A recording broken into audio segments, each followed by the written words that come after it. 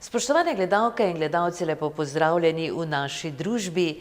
Danes bomo govorili o naravnem rezervatu Ormoške lagune.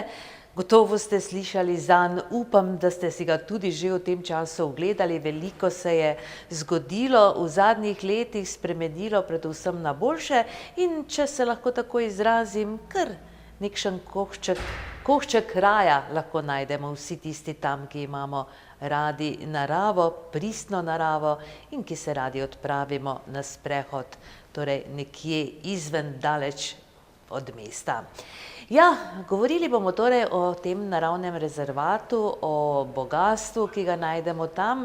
Zato mislim, da je pravi človek Dominik Bombek. Pozdravljeni. Lep pozdrav. Najprej se nam malo predstavite, kakšne so vaše zadolžitve pri DOPS-u in torej v naravnem rezervatu Ormoške lagune? Zdaj zaposlen sem na Društvu za opazovanje in preučevanje ptic Slovenije. To je nevladna organizacija, deluje na območju varstva narave, seveda tudi posebej z varstva ptic. Tukaj sem pa zaposlen kot projektni koordinator za izobraževanje in pa stike z javnostjo. Najdete pa me, večji del mojega časa, me pa najdete seveda v Ormoških lagunah, kjer nekako z kolegom Matjažem skrbimo za Ormoške lagune, da izgledajo pač tako pripravljene za obiskovalce, da se lahko obiskovalci sprehodijo po Ormoških lagunah, uživajo v naravi in pa seveda tudi pripravljeno za ne samo uživanje v naravi, ampak tudi delček varstva narave je tukaj. To pomeni, da je območje pomembno za številne vrste ptic in na taki način ga tudi poskušamo upravljati. No, kaj recimo vam pomeni to delo, če ste, glede na to, da ste magister bioloških znanosti, verjamem, da vam je to nekako v krvi, da živite z naravo? Narava je v meni bila prisotna praktično od mladih nog. Vedno sem nekako želel izvedeti več o naravi. V naravi sem se počutil tudi dobro, me je pomirjala, vedno sem bil vedoželjen in prav gotovo je lep poklic biti biolog. Seveda potem se moraš odločiti, kaj v biologiji boš delal, ker biologija je široka veda. In odločil sem se za ornitologijo, to je pa nekako bilo že od malega moj hobi in v tej smeri sem potem se tudi razvijal, da smo najprej z kolegi na raznih ornitoloških taborih proučevali ptice, kasneje se pa to seveda tudi izkazalo kot možnost za zaposlitev. In sedaj sem zaposlen pač na Društvu za opazovanje in preučevanje ptic Slovenije, kjer pač si prizadevam za ustanovitev in naravnega rezervata v Ormoških lagunah, krajinskega parka v Središču ob Dravi in nekako hočem dejansko to naravo približati ljudem, kajti glede na tempo, ki ga imamo, glede na svet, ki se nekako ne ozira več dosti na naravo, bi bilo mogoče dobro, da se pa še ti koščki narave, ki so ostali ohranjeni, pa na nek način tudi zavarujejo. Kako dolgo pa ste zraven tukaj v Ormoškem rezervatu? Se pravi, glede Ormoških lagun je tako. Ormoške lagune smo že kot študentje obiskovali zaradi izjemnega pomena, kajti Ormoške lagune so bile izredno pomembno postajališče za seleče se ptice, kajti takrat, ko je tovarna sladkorja Ormož delovala, so to bili bazeni za odpadno vodo in kot takšni so imeli ti bazeni ogromno hranljivih snovi, kajti pesa, ko se je pesa prala, so to vodo prečrpavali in so jo spuščali potem v bazene. In ta obogatena voda je bila magnet za številne nevretenčarje in če imajo hrano, vrste, kot so skupine, kot so ptice, potem pa se tukaj ustavlja in to je bilo najpomembnejše postajališče za številne seleče ptice, kot so pobrežniki, race tudi tukaj gnezdijo. In kot tako območje je potem postalo zelo bogato z življenjem in seveda je pritegnilo tudi nas biologe, ljubitelje narave, ki smo sprva hodili sem pač na nek način se tudi učiti, ne. Hkrati pa seveda je s tem postalo tudi eno izmed najdlje časa trajajoče opazovanje oziroma spremljanje ptic v Sloveniji, kajti nekako ti starejši ornitologi, ki so nas vpeljali, so že leta 1980, se pravi od same ustanovitve tovarne sladkorja Ormož, hodili sem na terene in pač opazovali in pa preučevali ptice. To območje ob reki Dravi, naravni rezervat Ormoške lagune, je bilo podvrženo mnogim spremembam v teku let, ne? Veliko se je dogajalo. Koliko je to pravzaprav vplivalo sedaj torej na končno stanje? Seveda, to območje se je neprestano spreminjalo. Se pravi, najprej takrat, ko ni bilo posega človeka, je bila to rečna Dravska loka z številnimi mrtvimi rokavi, z številnimi mrtvicami. Tudi sama reka je na primer odlagala tu ogromno proda. Ta prodišča so bila zanimiva za kolonijske vrste, ki gnezdijo na otokih, kot je na primer navadna čigra. Vendar to je nekako trajalo do 75. leta, takrat je pa rečna struga Drave bila podvržena številnim spremembam, kot so na primer hidroelektrarne, ki so jih postavljali. In seveda takrat je pa reka izgubila svojo dinamiko, izgubila je svoj tisti mogočni videz reke in je postala zajezena, saj takrat so tudi na tem območju naredili Ormoško jezero za potrebe hidroelektrarne v Varaždinu. In to območje je takrat prvič postalo zelo, se dejansko praktično spremenilo, ne. Ni bilo več tako, kot je bilo, ne, Dravska loka, to je izgubilo tisti pomen, kajti višek vode je potem bil ujet oziroma voda je bila ujeta v Ormoškem jezeru. Zdaj, kasneje je se pa nekako pokazala potreba po tem, da se je pa izgradila tovarna sladkorja Ormož in to območje so potem spremenili v bazene, ki so jih uporabljali dejansko za odpadno vodo in nehote je na tak način pa človek naredil en antropogen, en drugotni habitat, ki je bil seveda čisto gledano, naprimer čisto nenaravni, ne, vendar je ravno na račun teh hranljivih snovi, ki so tukaj bile spuščene v te bazene, postal izjemno zanimiv, ne. Se pravi, tukaj smo imeli potem viške hrane in te viške hrane so seveda s pridom izkoristili ptice, ki so na selitvi. In to dejansko so dobile možnost, da se ustavijo, da se odpočijo in da se najejo in potem dalje. In to je bilo neprecenljivo, kajti, kot smo že prej ugotovili, je rečna struga praktično že degradirana, ne. Nekih poplavnih površin, ki bi se ob vsakeletnih poplavah širile, ni, ne. Reka je postala vedno bolj ozka in takšna dodana vrednost na tem območju je potem za naravo lahko izjemnega pomena, kljub temu, da je to bilo pa delo človeških rok. Koliko vrst ptic recimo bi lahko našteli na tem območju?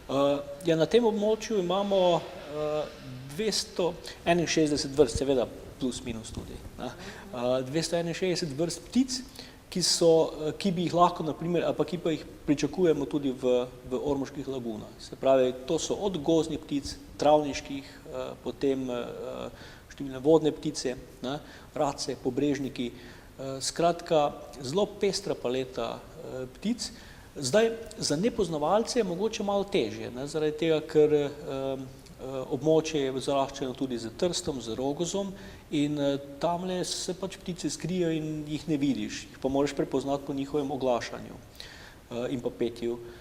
Zdaj, to so na primer ptice, potem imamo prisotne v Ormoških lagunah tudi sesalce, kot sta zanimiva vidra in pa bober. Bober se širi in v Ormoških lagunah ga lahko v teh stranskih rokavih oziroma stranskih jarkih ga lahko vidimo zelo aktiven v zimskem času, ko si za potrebe prehrane ogloda kakšno drevo. Vidra je pa potem na tem področju redno prisotna, tudi v samih bazenih Ormoških lagun, hrani se z ribami, teknejo pa tudi kakšni ptiči, tako da se dejansko v Ormoških lagunah potem zelo dobro počuti. Zelo zanimivi so pa za to območje tudi številni hrošči, kot sta naprimer, da samo enega izpostavim, to je škrlatni kukuj. Gre za hrošča, ki se nahaja v mehkolesni loki, se pravi v drevesih, kot so topoli, vrbe, in živi pod lubjem. Je pa takšen sploščen hrošč, seveda pa potrebuje ogromno odmrle lesne mase. Glede na to, da se pa poplavni gozdovi krčijo, ker se razširjajo kmetijska zemljišča proti reki, na taki način izgubljajo svoj življenjski habitat, svoj življenjski prostor, ti hrošči, in mi smo naprimer v ta namen odkupili gozd v površini 7 hektarjev, ki ga potem nekako sonaravno upravljamo ravno zato, da se vzdržuje neka stabilna populacija teh hroščev. Kajti ti gozdovi niso gospodarni gozdovi, dejansko z njimi, se pravi finančno gledano, se niti ne izplačajo, kajti mehki les nekako ni najbolj cenjen in dejansko nisi naredil neke prevelike škode, če pa to obrneš tudi v varstvo narave. Se pravi 261 vrst ptic, potem vidra, bober, hrošči. Kaj še vse se najde od teh? Glejte, imamo ogromno drugih stvari, zelo zanimivi so tudi metulji, pa kačji pastirji, ki so naprimer na tem območju, glede na to, da gre za mokrišče in pa ni prenaseljeno, se pravi bazeni nimajo, kako bi rekel, zgoščenih populacij rib, kar omogoča nevretenčarjem, da preživijo. Seveda pomembno je, naprimer, da nimajo ličinke vodnih hroščev, pa ličinke kačjih pastirjev, ki so ravno zaradi izgubljanja mokrišč ogrožene, nimajo še dodatnega sovražnika, ki bi lahko bile v ribah. In to seveda nekako Ormoške lagune so. Pojavljajo se ribe tudi v teh bazenih, ampak seveda v manjših populacijah. Zelo zanimivo je območje za dvoživke. Se pravi, tukaj je kvalifikacijska vrsta, naprimer za območje Nature 2000 je veliki pupek, ki se tukaj nahaja, pa potem od dvoživk seveda tudi vse žabe. Potem ne nazadnje tudi plazilci je zanimivo območje, kajti višji deli so sušnejši, niso vlažni, sama podlaga je gramos in tukaj se naprimer počutijo zelo dobro plazilci, se pravi od številnih nestrupenih kač do kuščaric, zelenca in tako dalje. Tako da območje skratka buhti od bogatstva. In če je tukaj naprimer zdaj fauna, še prav gotovo tudi flora zelo pomembna. Se pravi, številni rastlinski svet je tudi naprimer tisti, ki ga je vredno omeniti. Saj so številne rastline, ki se nahajajo potem tako v samih bazenih in pa naprimer v gozdovih, ki so pač redkejše in bi jih lahko naprimer se v tistem njihovem spomladanskem delu tudi lahko ogledajo. Naprimer na nasipih Ormoškega jezera se pojavljajo tudi številne kukavičevke. Tako da, ja, gledajte, to območje je izjemno bogato in bi ga v prvi vrsti, seveda je glavni namen tega varstvo narave, ampak varstvo narave, če ne pokažeš ljudem, nima nekega smisla za človeka. Seveda za naravo ima, ampak to je tudi vzgojni moment, kajti če imaš varovanje narave in se trudiš to ohraniti, potem tudi nekako na katere generacije lahko preneseš ta odnos. In tu je pomembno, se pravi, Ormoške lagune so pomembne z več vidikov, se pravi, tako tisti izobraževalni vidik, potem prav gotovo vidik varstva narave in pa ne nazadnje tudi komponenta za človeka, da pride pa da se v naravi umiri. Zdaj, tam prav gotovo ne bomo propagirali nekega moteče dejavnosti, tam odpade vožnja z motornimi vozili pa avtomobili, zato smo pripravili parkirišče, kjer se pač lahko avto pusti in se potem lepo v miru sprehodiš, kajti ko prideš enkrat v naravni rezervat, se ti ne sme muditi, se sprehodiš po učnih poteh, ki bodo pa vsak čas tudi dokončno urejene in preprosto si moraš vzeti čas za obisk Ormoških lagun. Predstavljam si, da večino teh skupin vi vodite, ne, in jim razlagate. Koliko tega se pravzaprav lahko vidi, ko se nekdo odpravi? Prav gotovo sam kaj dosti ne bi mogel narediti, če ne bi imel za sabo tima. Z timom, ki ga imamo na Društvu za opazovanje in preučevanje ptic, lahko pripravimo kvalitetne vodene izlete, ker ljudje zvejo ogromno o naravi, ker ljudje zvejo ogromno o varstvu narave, o vrstah in to tudi lahko izkustveno, na terenu, se pravi, izkusijo. Se pravi, če imajo željo, da podrobneje spoznajo dvoživke, se lahko lovijo za tisti čas, tudi kakšne žabe se jim pokaže, posebej to zanimivo za otroke. Če hočejo pogledati ptice in pa o tem, kaj zvedeti več, jim lahko iz opazovališč, kjer potem najmanj motijo ptice, pokažemo.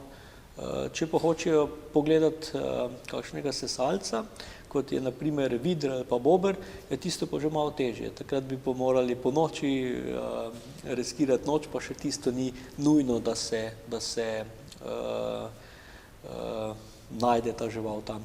Ampak seveda, živali pa puščajo sledove in pač na taki način lahko pa posredno pokažeš, da je bilo. Skratka, Ormoške lagune so posebej še pripravljene za mladino, za otroke. Jaz upam, seveda se tudi že najavljajo šole, da bi imeli naravoslovne dneve, da bi si pogledali Ormoške lagune, spoznali naravo in pa seveda ta del potem vključili tudi v učne načrte, da namesto, da se v naravi učijo v učilnicah, spoznajo na terenu in pa potem tisto, kar je najnujnejše, pa potem v razredu pripravijo in pa dopišejo. No, tudi zanimive opazovalnice ste zgradili. Koliko se jih poslužujejo obiskovalci? Kar se tiče opazovališč, opazovalnic, zaenkrat še zaprte, ampak seveda s časoma jih bomo, še v letošnjem letu jih bomo odprli tako, da bodo dnevno jih lahko ljudje uporabljali. Opazovališča so namenjena za to, da se nekako približamo naravi, ampak hkrati, da čim manj motimo. Pač opazovališča so narejena iz odsluženih ladijskih kontejnerjev in imajo pač svojo zgodbo. Gre za idejo reciklaže, se pravi, da bi pač ta kontejner, ki bi praktično šel v razrez, smo ga pač dobili in ga potem preuredili v opazovališča. Zdaj v opazovališčih bomo opremili tudi s tablami, da bodo se lahko, na primer, opazovalci lažje orientirali po bazenih, lažje spoznavali, katere vrste so, kajti, na primer, če hočeš poznati race, imaš na primer v samem opazovališču tudi kaj napisano o njih in pa kakšna slika, tako da se bodo lažje znašli. Potem pripravili smo tudi taktilni model za slepe in pa slabovidne. To je model območja Ormoških lagun, da tudi slepi in pa slabovidni pridobijo neki občutek, kakšno pa je to območje, kajti oni si malo težje predstavljajo. In taktilni model je pa dejansko maketa območja, kjer so potem označene in bazeni, kje so kakšne vsebine, tako da, pač, kot sem že rekel, lažje dobijo neko predstavo. Torej, recimo, če pride slep obiskovalec, ta se najbrž lahko na sluh potem zanaša, ne? In tudi sliši recimo tisto, kar tudi vidimo. V Ormoških lagunah je spomladi največji vrvež. Če še počakamo še kakšnih 14 dni, takrat, ko so dvoživke nekako že aktivne, in pa poleti je dejansko ta zvočna kulisa regljanja in vsega tega dejansko preglasi vse, ne. In seveda številni ostali glasovi, ki so od ptičjega petja do oglašanja srnjakov, lisjakov, skratka, tu je en vrvež, ki ga moraš začutiti in ki ga moraš nekako doživeti. Seveda je najbolje, da pridejo zjutraj ali pa pozno zvečer, ne, če hočejo pač doživeti še ta del Ormoških lagun. Kar se tiče pa samega obiska, je pa tako, zaenkrat, če naravni rezervat ni odprt, to pa ne pomeni, da nekdo, ko pride tja, da ne more v rezervat. Seveda lahko pride, lahko se tudi najavi in za kako skupino naredimo tudi vodenje. Ampak vse pač traja, vse pač rabi nek svoj čas in tudi zato, da bo naravni rezervat odprt, še manjka tista pika na i, še rečem, tako da takrat, ko bomo pa uredili do te mere, pa seveda tudi ena javna otvoritev naravnega rezervata, kjer bomo nekako ljudi povabili, jih seznanili in seveda pričakujemo, da se bodo pozitivno odzvali na naše povabilo. Posebni prebivalci lagun pa so seveda tudi največja atrakcija so, ne? Vodni bivoli, tudi konje smo opazili. Živali, ki jih imamo v Ormoških lagunah, služijo za upravljanje z vegetacijo. Se pravi, kot na primer lahko vidite, so Ormoške lagune prvič zaradi nutrientov, ki so v prsti, izredno podvržene zaraščanju. In zdaj ta kontrola vegetacije je lahko na več načinov. Ena je prav gotovo strojno, ne, ki tudi mora biti, ne, saj brez tega ne moreš, se pravi, moraš pokositi, ne. Druga kontrola vegetacije, se pravi zmanjšanje zaraščanja, je pa za živalmi. In vodni bivoli so se izkazali za izjemno učinkovite. To pomeni, da so živali, ki zelo dobro prenašajo te pogoje, se pravi, te podnebne pogoje, se pravi, od suše do mraza, do več vode, na primer, potem zelo dobro se počutijo v mokriščih, kajti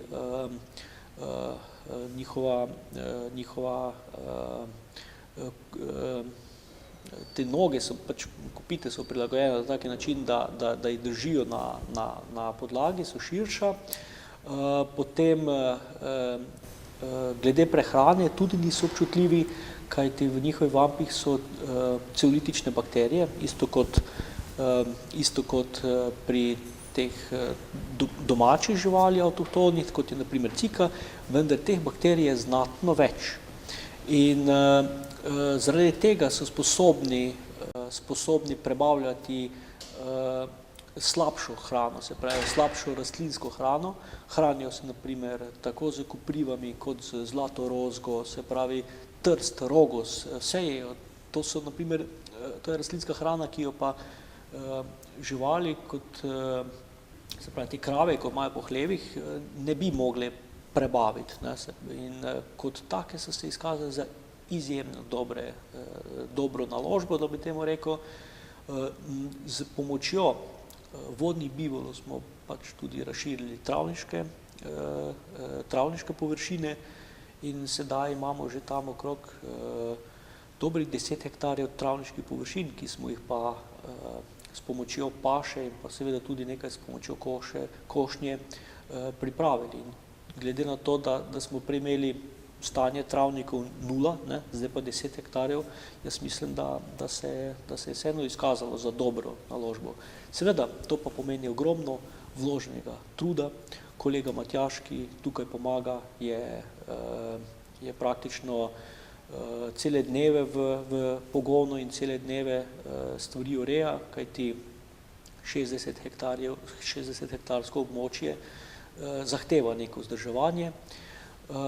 Seveda nekako pa vzdržujemo s ciljem varstva narave, to moramo omeniti. To pomeni, da smo zato tudi nekako pridobili status ekološke kmetije in na tem območju imamo potem ekološki način kmetovanja.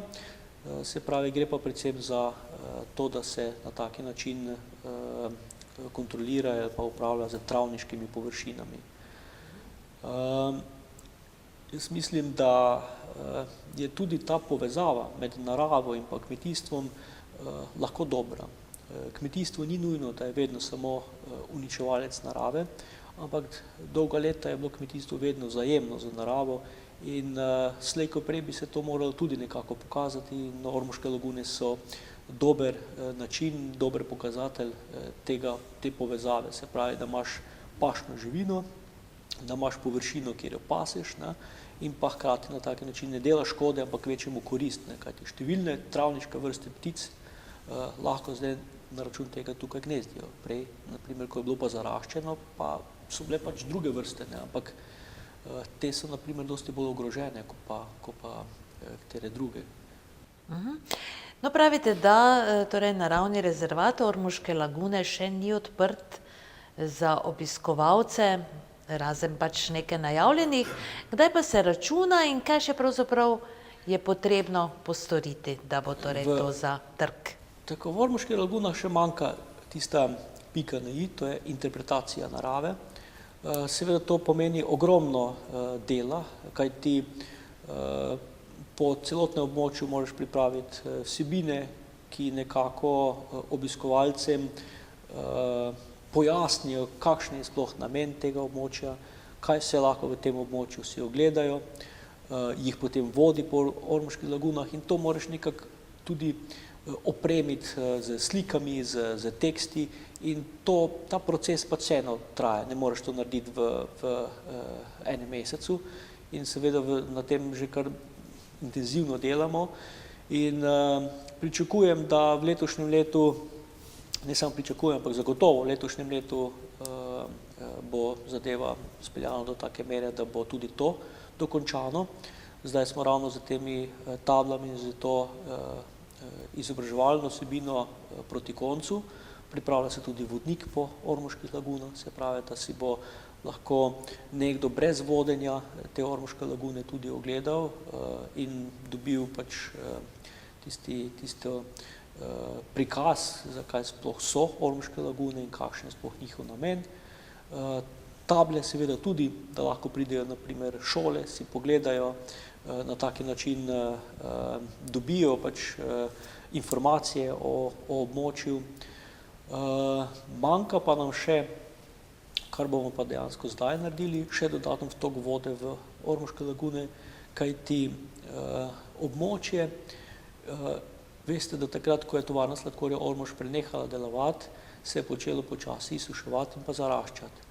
V sklopu projekta Life Drava smo pripravili nov tok in pa renaturirali območje in ga pripravili za številne vrste ptic in pa drugih skupin organizmov.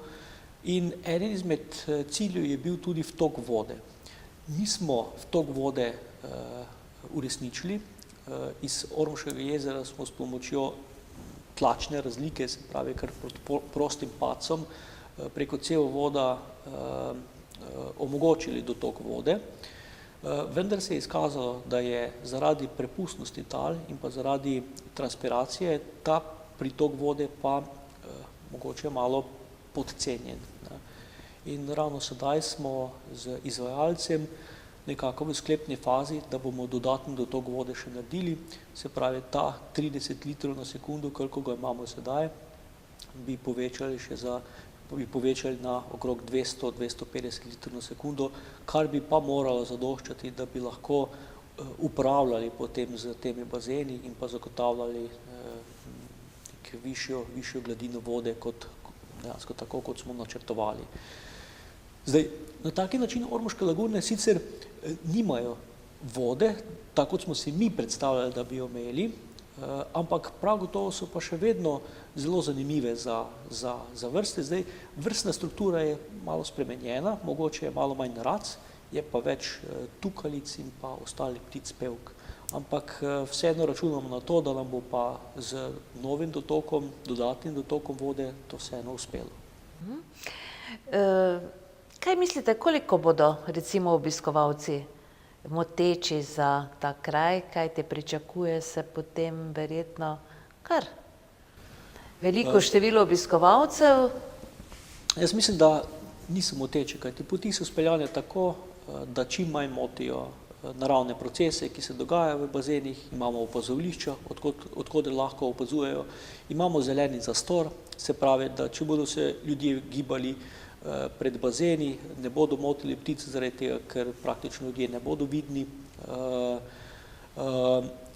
So pa seveda zaželeni, zaradi tega, ker naravni rezervat sicer lahko obstaja, vendar ne živi, če ni pač ljudi. Naravni rezervat je tudi namenjen za to, da se ljudem pokaže. In mogoče na taki način se pripravi, se pravi kot ena dobra zgodba, pripravi pa mogoče pač dobi nekdo željo, idejo, glede na to, da ima kakšen vreden del narave, da ga pa tudi potem nekako zavarujejo. Predvsem gre za zavarovanje na nivoju občin, zavarovanje na nivoju države. To je seveda potem malo teže, zaradi tega, ker res takrat mora biti pa izjemno pomembno za varstvo narave, da se pač to zavarovanje naredi s predpisom na območju, mislim na področju vlade. To je že malo potem drugače. Ampak občine so seveda, če imajo kakšen vreden del narave, ki ga je bilo pa potrebno zavarovati, da se zaščiti pred. Gledajte, se vedno rečejo ljudje, saj mi delamo v dobro narave, pa mi ne uničujemo naravo. Ja, mogoče ta generacija. Naslednja generacija bo pa imela pač nek drug interes. Tako da je pa vseeno verjetno dobro, da se pač ta del nekako tudi s kakim predpisom pripravi oziroma zaščiti. Je morda v načrtu kakšna povezava s Krajinskim parkom Središče ob Dravi, sodelovanje? Kakšni so načrti v tej smeri? Jaz mislim, da za Središčem ob Dravi zelo dobro sodelujemo. Nekako se Središče ob Dravi tudi zaveda, da nimajo velike industrije, da nimajo ogromnih polj, kjer bi lahko imeli monokulturo oziroma eno kmetijsko močno območje, tudi velik del je poplavnega območja, kar pa je njihova prednost, je pa narava. In če nam uspe, kar nam na nek način tudi že je, postaviti središče, se pravi občino središče na zemljevid območij z ohranjena narava, potem takem je velika priložnost za naprej. Tudi, če pogledamo, turizem je tisti, ki nekako narekuje del gospodarstva. Marsikatere države živijo praktično samo od turizma. In ohranjena narava je za številne turiste zelo zanimiva. In zavarovana območja si ljudje z veseljem prihajajo pogledati. Seveda je potem pomembno tudi, da ni samo zavarovano območje, ampak kompletna ponudba mora biti zaokrožena. Se pravi, da pridejo si pogledajo zavarovano območje, da lahko potem nekako prispevajo k nadgradnji tega, da z nekim simboličnim prispevkom se lahko potem to območje tudi na nek način razvija, da se turisti zaustavijo, pa ne vem, si vzamejo kakšen suvenir, da se turisti zaustavijo in prespijo mogoče. In na taki način to območje začne živeti. Seveda, če gledam, na primer, Krajinski park Središče ob Dravi, ki se izpostavlja, je majhen. Zakaj se ne bi potem povezovali z naravnim rezervatom tukaj v Ormožu in na taki način bi lahko, na primer, krepili tudi kako dejavnost, kot je, na primer, če se najavijo skupine, se lahko pripelje, na primer, v drugo območje s kočijami in spet ima nekdo, na primer, od tega nek dohodek lahko. Skratka, Možnosti pa povezav s tem, da se pač upošteva narava, je ogromno in to moramo samo izkoristiti. Mogoče smo do sedaj naravo koristili v neprave smeri, ne? Naravo smo izčrpavali. Ne? Naravo je potrebno koristiti na taki način, da se trajno ohranja, hkrati pa omogoči nek zaslužek za ljudi. Seveda, gledajte, se samo od lepih besed pa od lepe narave se tudi ne da živeti. Ne? Glede na to, da pa številne podjetja propadajo, pa mogoče neka druga tržna niša pomeni nek razvoj za eno in drugo občino. In tudi občina Ormož ima dejansko zelo velike kapacitete v naravi, saj v občini Ormož je tudi kar nek delež Nature 2000 in tole bi bilo potrebno nekako promovirati in pojasniti, da Natura 2000 ni samo ovira, zavarovana območja niso ovira, varovana območja so dejansko možnost, da se pa naredi razvoj. Seveda, upoštevati se pa mora, tako kot sem rekel, varstvo narave in pa seveda človek, da ima na nek način korist, ampak to mora biti potem poravnano. Hvala lepa, gospod magister Dominik Bombek, za vso to lepo predstavitev, zelo zanimivo je. Upam, da bodo slišali in si prišli to čim prej pogledati, sicer pa pričakujemo, ne, da nas boste povabili tudi na otvoritev. Ja, seveda, ne, takrat, ko bo otvoritev, se mora povabiti čim več ljudi, to pa zaradi tega, kajti Ormoške lagune so del Ormoža, Ormoške lagune so del tega območja in kot tako naš namen ni, da bi bilo to nekje skrito. Tole se mora pokazati, pa ne samo na lokalni ravni, tudi na širši, na regiji, na nacionalni in pa zakaj ne tudi privabiti ljudi iz tujine. No, da si bodo ljudje lažje vse skupaj predstavljali, ste s seboj prinesli tudi filmček, ki si ga bomo v nadaljevanju ogledali. Za kakšen film gre? Film je bil narejen v sklopu projekta Life Drava. Je pa dejansko na eni strani kaže Dravo nekoč, potem prikazuje, kako se je pa reka spreminjala.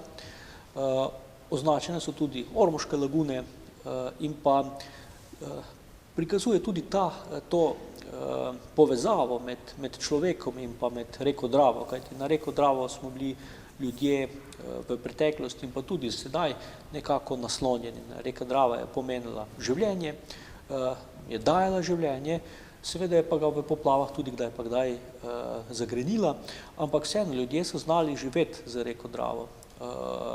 Zdaj pač smo v drugih časih in mogoče to reko Dravo izkoriščamo v smislu, da pač dobimo dovolj električne energije. In nekoč pač so pa na drugačen način izkoriščali.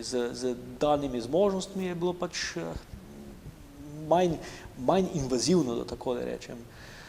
Sedaj je reka Drava razdeljena na dva dela, tako na stari del struge reke in pa na kanal in vsak ima svojo zgodbo. In zdaj ena je pač z temi projekti, ko jih izvajamo, nekako poskušamo ponovno jo malo oživeti, tako kot je na primer stari del reke Drave, kjer smo v sklopu projekta pripravili številne ukrepe, ki so izboljšali potem samo naravo na območju reke Drave, se pravi od odpiranja mrtvih rokavov do vzpostavljanja teh prodišč.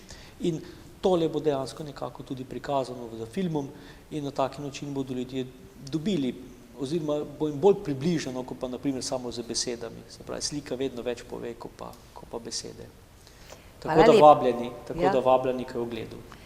Tako, ostanite torej z nami in si oglejte še film, ki nosi naslov kako? Reka Drava, darilo za vse generacije. Tako.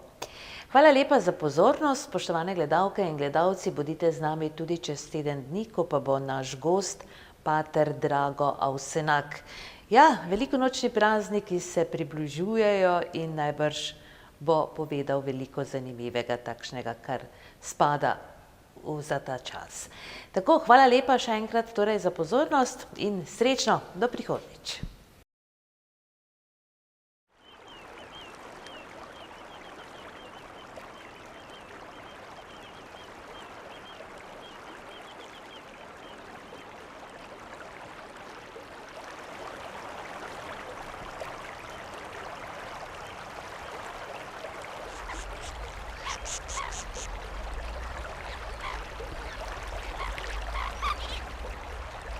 Drava kot taka je bila mogočna reka, ne. Lepa, je pa izredno naglo spreminjala strugo.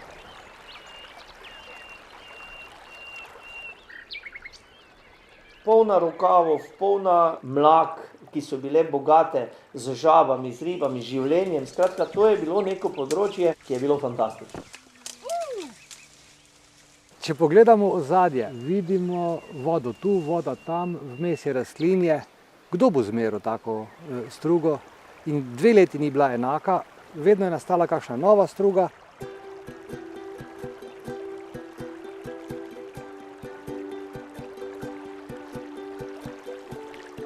Reka Drava je do 2. svetovne vojne, pod Mariborom pa vse do 60. let prejšnjega stoletja, tekla domala svobodno. Dolga leta je bila najpomembnejša transportna pot za les in druge surovine v Panonijo. Reko so ljudje na veliko uporabljali za kopanje, rekreacijo, veliko so lovili ribe, ki jih je bilo takrat v nepredstavljivih količinah.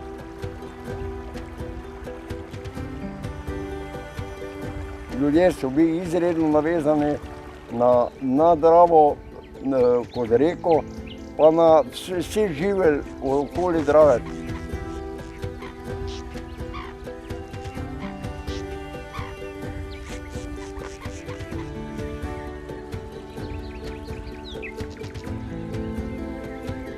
No, mi otroci smo se kopali v teh rokavih in smo tudi, potem ko smo odraščali tam 15-16 let, smo začeli hoditi, plavati že v glavno Dravo, ne, in potem smo vzeli buče velike in smo s temi bučami plavali dol po Dravi, ne. To je bilo zanimivo in ko smo prišli zopet na našo začetno kopališče, smo te buče pustili in so šle, ne.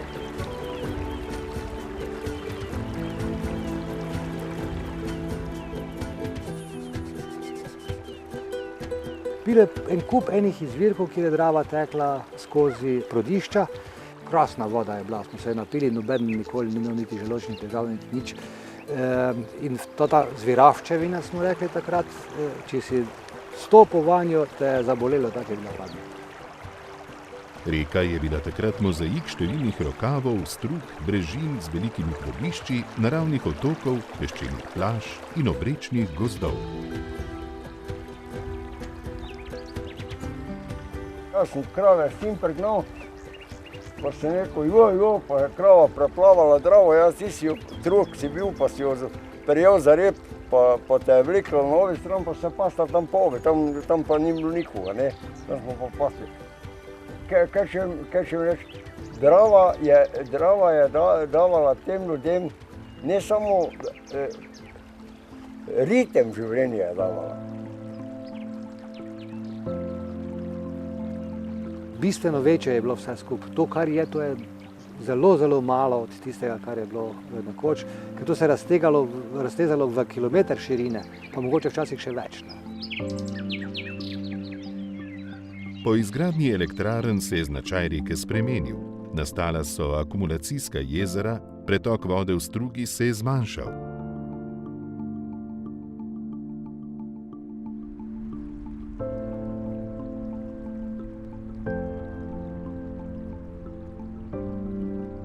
Območje reke Drave je bilo v minulih desetletjih podvrženo številnim pritiskom, ki so negativno vplivali na življenje, na naravo na tem območju. V prvi vrsti tukaj velja to seveda za hidroelektrarne, ki so drastično spremenile podobo rečne pokrajine. Pretok vode, ki v bistvu teče večji del leta v stari strugi reke Drave, je zelo majhen, nekaj 10-krat manjši od tistega pred tem.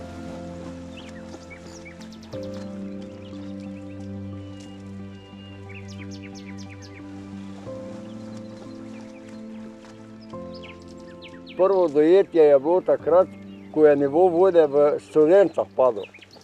Ne? Ko nismo imeli več vode, enostavno nisi imel več vode. Ne? In celo Dravsko polje je moglo Studence za približno 2 metra poglobiti. Bivališča ljudi so se pomaknila bliže reki. V poplavnih gozdovih so ljudje začeli spreminjati travnike v njive, na nekdanjih poplavnih ravnicah se je razmahnilo intenzivno poljedelstvo. Hkrati s tem so se začela v bistvu tudi razna vodno-gospodarska dela, ki so dodatno negativno vplivala na to območje, zlasti v smislu utrjevanja rečnih bregov, spreminjanja naravnih rečnih brežin, odstranjevanja prodišč in podobnega. Naravni procesi, ki so oblikovali, ustvarjali ter vzdrževali rečni ekosistem, so bili močno degradirani.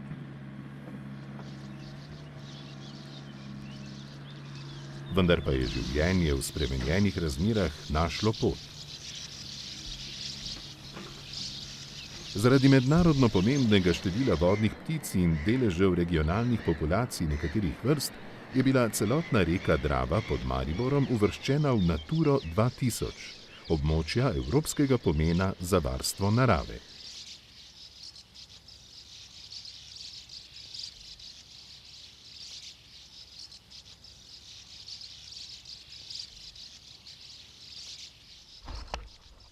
Mehanizem Evropske unije LIFE podpira projekte za varstvo ogroženih živalskih in rastlinskih vrst ter habitatnih tipov na območjih Natura 2000.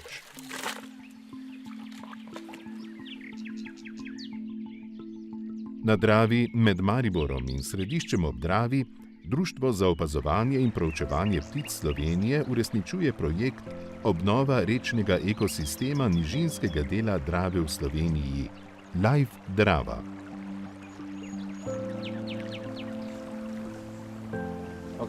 Izvajalci si skupaj s partnerji na projektu prizadevajo zagotoviti trajnostno upravljanje Drave pod Mariborom na način, ki bo hkrati pozitivno vplival na naravovarstvene cilje območja Natura 2000 in zagotavljal poplavno varnost. V okviru projekta poteka vrsta varstvenih, znanstveno-raziskovalnih in izobraževalno-ozaveščevalnih dejavnosti.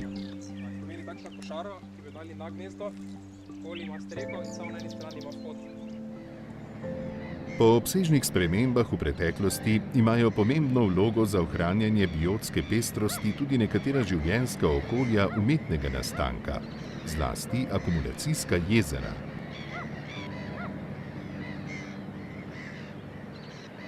Ptujsko jezero, ki je del infrastrukture hidroelektrarne Formin, je 420 hektarji največja stalna vodna površina v Sloveniji.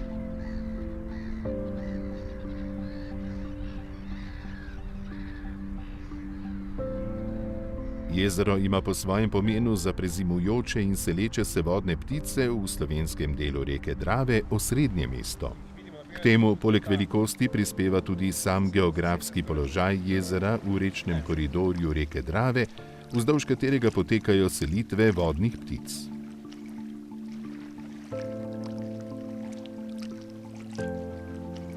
Zanje je Ptujsko jezero ključno počivališče in prehranjevališče v slovenskem delu Panonskega Podravja.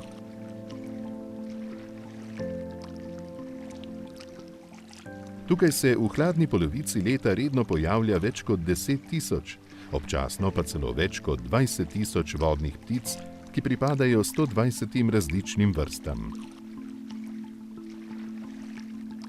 Aktivnosti človeka na jezeru je bilo zato nujno uskladiti s cilji varstva narave. V občinskem odloku je plovba opredeljena tako prostorsko kot časovno.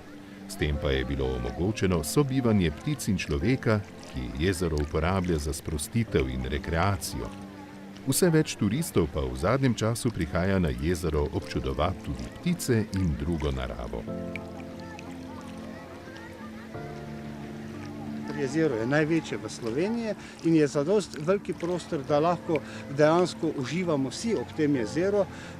In seveda zaradi tega smo tudi šli v conacijo, v kateri imamo cono, kjer je popolnoma potrebna za naravovarstvenike, to je cona C in to je desni del celotnega Ptujskega jezera. Plovnost se pa odvija, bom rekel, bolj po levi strani samega jezera in v tej conaciji dejansko smo pripeljali tako daleč, da smo dejansko vsi zadovoljni. Navadna čigra je nekoč gnezdila na obsežnih naravnih prodiščih Drave. Leta 1979 pa se je zadnja populacija preselila na otok, ki je nastal ob graditvi Ptujskega akumulacijskega jezera. Za ohranitev edine kontinentalne populacije navadne čigre v Sloveniji je bil leta 2004 s strani Dravskih elektrarn Maribor izdelan večji gnezditveni otok, na katerem danes gnezdi okoli 30 parov čiger in prek 500 parov rečnih galebov. Vsa ta leta ornitologi prostovoljci čistijo otok in tako vzdržujejo kolonijo navadnih čigar, ki lahko gnezdi le na golih tleh. Od leta 1979 do danes je to najdlje trajajoča naravovarstvena akcija, ki poteka vsako leto. Samo vzdrževanje tako imenovanega malega otoka pa zaradi naravne kompeticije z rečnim galebom ni bilo dovolj. Za dolgoročno ohranitev populacije navadne čigre sta bila leta 2014 zgrajena še 2 gnezditvena otoka. Prekrita sta s prodom, ki zanjo predstavlja optimalni gnezditveni habitat.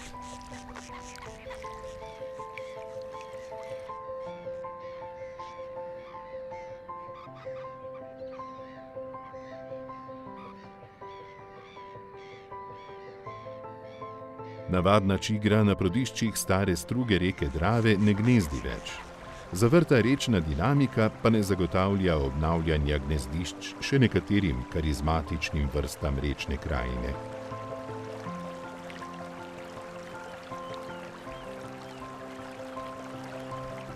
V projektu podrobneje proučujejo malega deževnika, ki tako kot navadna čigra potrebuje za gnezdenje dvignjena, nezaraščena suha prodišča. V Evropi ga kljub njegovi iznajdljivosti pri iskanju nadomestnih habitatov štejemo med ogrožene vrste, katerih populacija upada.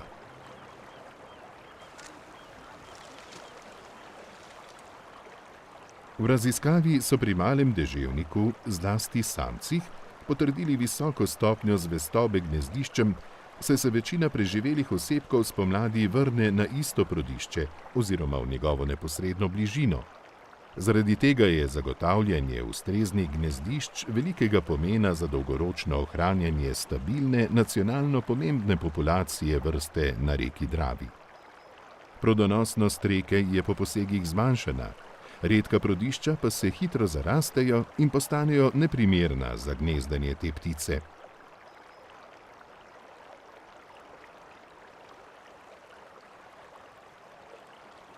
Na 5 izbranih prodiščih so v okviru projekta odstranili vso lesno grmovno vegetacijo, ki se je razširila na goli prod.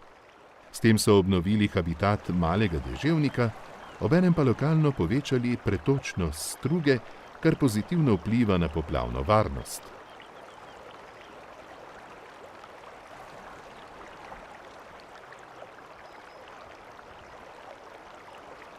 Prodišča spadajo med najbolj občutljive predele rečnega prostora. Ogrožena so tudi zaradi porasta različnih neprimernih oblik rabe. Mladiči ob bližajoči se nevarnosti ne bežijo, temveč odmirujejo in se stisnejo ob tla, zanašajoč se na svojo varovalno barvo. Tudi povsem dobronamerni obiskovalci prodišč lahko nehote pohodijo gnezdo ali mladiče malega deževnika, ki jih na prodnati podlagi zlepa ne opazi še tako pozorno oko.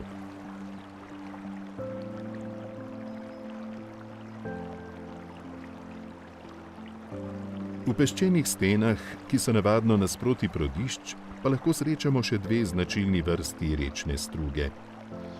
To sta vodomec in bregulka. Oba potrebujeta za gnezdenje visoke in navpične rečne bregove iz peščenih nanosov, nastale z rečno bočno erozijo. Reka Drava je za breguljko najpomembnejše območje v državi, saj tukaj gnezdi tudi do 900 parov, kar je več kot polovica celotne populacije v Sloveniji.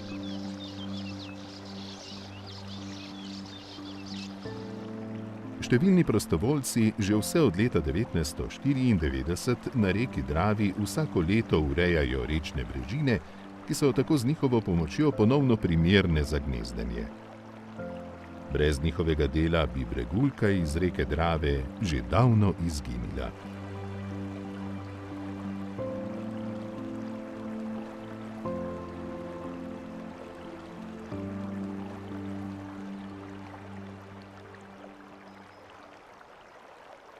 Z renaturacijami na reki so odprli 3 zasute rečne rokave ter tako ustvarili nova drstišča za ribe in izboljšali habitate za vodomca in malega martinca.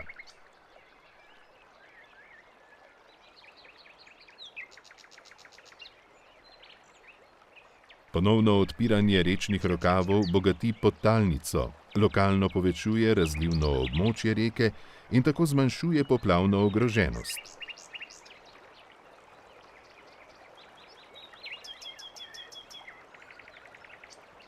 Poleg tega ti posegi izboljšujejo stanje poplavnih gozdov, ki sodijo med močno ogrožene habitatne tipe. Je koristno tudi, da smo se marsikaj naučili iz tega sodelovanja, da se da nekatere ukrepe izvajati naravi bolj prijazne, kot smo bili mogoče v preteklih desetletjih navajeni, da pa marsikateri od teh ukrepov ne samo, da je koristno za recimo nekatere zaščitene živalske in rastlinske vrste, ampak je tudi lahko doprinese k izboljšanju poplavne varnosti, kot so recimo ta gola prodišča, če se odstranjuje zarast. Ti ukrepi mislim, da so pomembni in da se tudi v prostoru zavedamo, da je Drava kot takšna in potrebovala nek širši prostor, ki si ga je na nek svoj način kreirala. Pri izvajanju vodno-gospodarskih del so se stvari nekoliko spremenile in grejo ukrepi v takšno smer, da že podpirajo renaturacije nekaterih najbolj opustošenih delov reke Drave in da se izvajajo na tak način, da so tudi dobri za naravo in ohranjajo te značilne strukture rečne krajine. Tukaj sedaj, kjer se nahajamo, se lahko sami prepričamo, da imamo res enkratno ohranjeno naravo ob naši reki Drave in vse te lepote, vsa ta voda seveda pomeni neko naravno dediščino, ki bi jo seveda skozi to, da bi ustanovili krajinski park, želeli ponuditi širši javnosti, vendar v obliki, da se ta narava ohrani in da bi mogoče poskušali ta krajinski park navezati na kakšne programe, da bi seveda naši domačini ali pa tudi širše imeli kakšno korist od tega krajinskega parka. V procesu zapiranja tovarne sladkorja v Ormožu se je pokazala priložnost za ohranitev izjemnega mokrišča ob Ormoškem akumulacijskem jezeru, Ormoških lagun.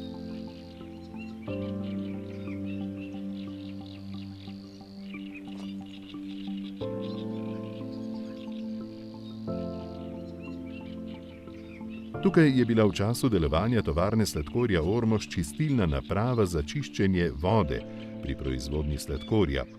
Kljub industrijski vlogi pa je to območje postalo eno najpomembnejših močvirij v Sloveniji z velikim mednarodnim pomenom za selitev ptic.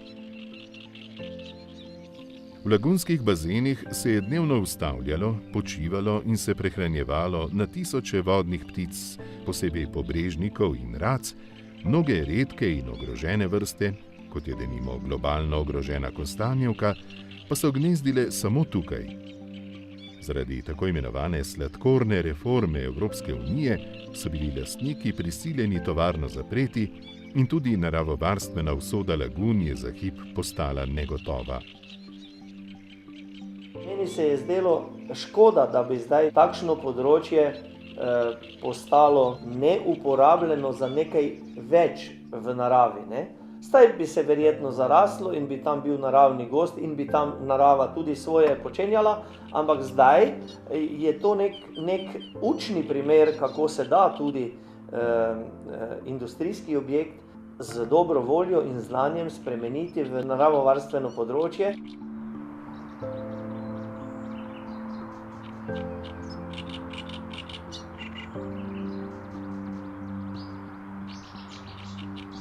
Naravovarstveniki si želijo ponovno vzpostaviti razmere, kot so bile tukaj pred zaprtjem tovarne, in ustvariti habitate pomembne za ogrožene vodne ptice. Pripričani smo, da bo mala čigra tudi tukaj gnezdila ponovno. Zato smo nov otok načrtovali tako habitat, da bo primeren tako za navadno čigro kot za malo čigro. Otok bo večji, kot so ti splavi, in imel bo velike plitve površine, na katerih se bodo mladiči lahko sončili, kopali. Vzpostavljen je bil nov dotok vode iz Drave, iz Ormoškega jezera in v bazenih je bila izvedena obsežna renaturacija, obnova habitatov.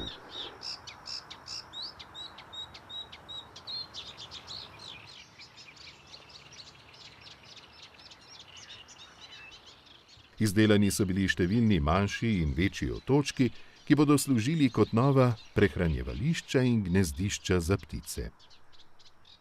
Po vzoru podobnih tujih območij, nega in vzdrževanje habitatov potekata s pašno živino, vodnimi bivoli, ki so posebej prilagojeni na pašo močvirske vegetacije. Pripeljani so bili iz nacionalnega parka Nežidersko jezero na meji med Avstrijo in Madžarsko, kjer imajo z njimi bogate izkušnje pri upravljanju habitatov.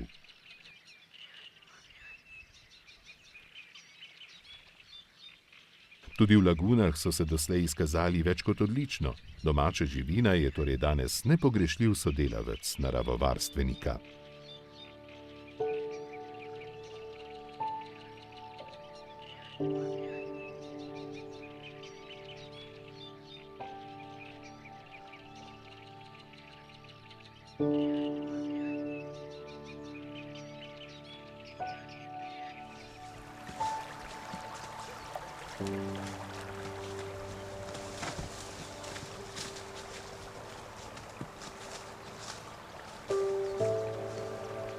Zdaj si želim Dravo, da bi bila takšna čim dalj, želim si pa, da bi malo več vode teklo. Morali bi pritisniti na tiste, ki odločajo o tem, koliko vode spuščajo še v staro strugo reke Drave, kajti menim, da včasih ta biološki minimum ni izpolnjen. Danes vemo, da gre pri varstvu narave pravzaprav za mnogo več kot le za ohranitev te ali one vrste. Gre za varstvo nas samih. Staroselci ob rekah so dobro vedeli, kaj vse jim je reka omogočala in so znali živeti z njo. V sodobnem svetu to imenujemo ekosistemske storitve. Storitve, ki nam jih narava nudi, zanje pa ne zaračunava. Prekomerno izkoriščanje naravnih sistemov lahko prinaša ljudem višji standard, a zmanjšuje dolgoročno preživetje človeške populacije. Zaradi posegov v ekosisteme v preteklosti in vse pogostejših ekstremnih pojavov, ki smo jim priča, smo danes bolj kot kadarkoli prej prisiljeni v širok in celovit razmislek o posledicah naših dejanj. Ali nam bo reka bogastvo odnašala ali prinašala, je odvisno samo od nas samih.